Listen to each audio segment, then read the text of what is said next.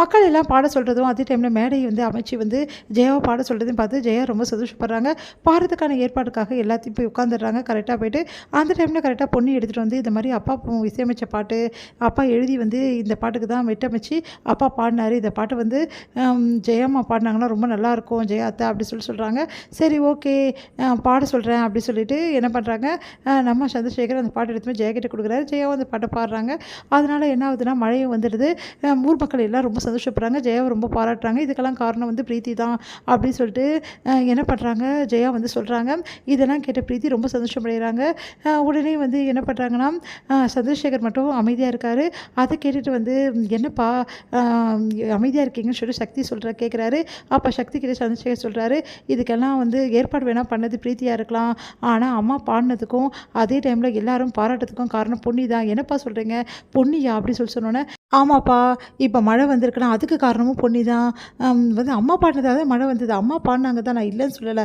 ஆனால் அந்த பாட்டை பாட வச்சது பொன்னி தான் வந்து அவங்க அப்பா பாடின பாட்டை வந்து அவங்க அப்பா இசையமைச்சு பாடின பாட்டை என்கிட்ட எடுத்து வந்து கொடுத்தா. என் ஃப்ரெண்டோட பாட்டு அது. அந்த பாட்டால் தான் வந்து அந்த அம்சவர்த்தினி ராகத்தால் பாடின பாட்டால் தான் வந்து இப்போ மழை வந்திருக்கு. இதுக்கெல்லாம் காரணம் பொன்னியும் என் ஃப்ரெண்டும் தான் அப்படி சொன்னோன்னே அப்படியே வந்து யோசிக்கிறாரு நம்ம வந்து சக்தி. என்னப்பா சொல்கிறீங்க, இவ்வளோ நடந்திருக்கா? ஆமாம் எல்லாத்துக்கும் காரணம் பொன்னி தான், ஆனால் பொன்னியை பாராட்டாமல் பிரீத்தி தான் எல்லாத்துக்கும் காரணம்னு சொல்லிட்டு உங்கள் அம்மா வந்து சொல்லிகிட்ருக்கா.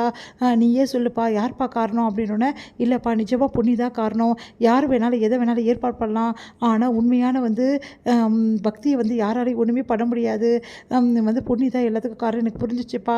இதை யார்ப்பா உங்கள் அம்மாவுக்கு புரிய வைக்கிறது, உங்கள் அம்மா பொண்ணியை திட்டிகிட்டு இருக்கா அப்படின்னு சொல்லிட்டு போயிடுறாரு.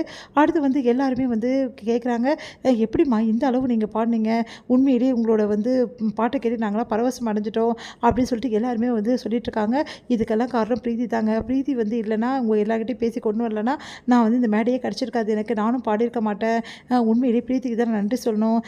ஒரு சிலர்லாம் இருக்காங்க ஆனால் எதுக்குமே வந்து வேஸ்ட்டு, அவங்களால பிரச்சனை தான் அதிகமாகும். ஆனால் பிரீத்தி எந்த அளவு வந்து இந்த மாதிரி பண்ணியிருக்கா எனக்காக அப்படின்னு சொல்லிட்டு சந்தோஷப்படுறாங்க. உடனே வந்து பிரீத்தியை பாராட்டிகிட்டே போகிறாங்க. இதெல்லாம் கேட்ட சக்தி ஒரு கட்டத்தில் செமையாக டென்ஷன் ஆகிறாரு. பொன்னியை பற்றி ரொம்ப மோசமாக பேசுகிறாங்க எல்லாருமே. பொன்னி அதான் இவ்வளோ பிரச்சனை, ஆனால் பிரீத்தியை காப்பாற்றிட்டா அப்படியே பேசிகிட்டு இருக்காங்க. இதெல்லாம் கேட்க பிரீத்திக்கு சந்தோஷம் தாங்கவே முடியல, அப்படியே கேட்டுகிட்டே இருக்காங்க. பொன்னி எல்லாம் நிறுத்துறீங்களா அப்படின்னு சொல்லிட்டு சக்தி வந்து சத்தம் போடுறாரு. எல்லாருமே அதிர்ச்சி அடைகிறாங்க. உடனே சொல்கிறாரு, இங்கே பாருங்கள் விழா வந்து ஏற்பாடு பண்ணது வேணால் பிரீத்தியாக இருக்கலாம், ஆனால் வந்து பாட சொன்னது, பாட வச்சது, அம்மா பாடினது, அதே மாதிரி மழை வந்ததுக்கு எல்லாத்துக்கும் காரணம் பொன்னி தான் அப்படின்னு எல்லாருமே அதிர்ச்சி அடைகிறாங்க. ஜெயாவும் அதிர்ச்சி அடைகிறாங்க.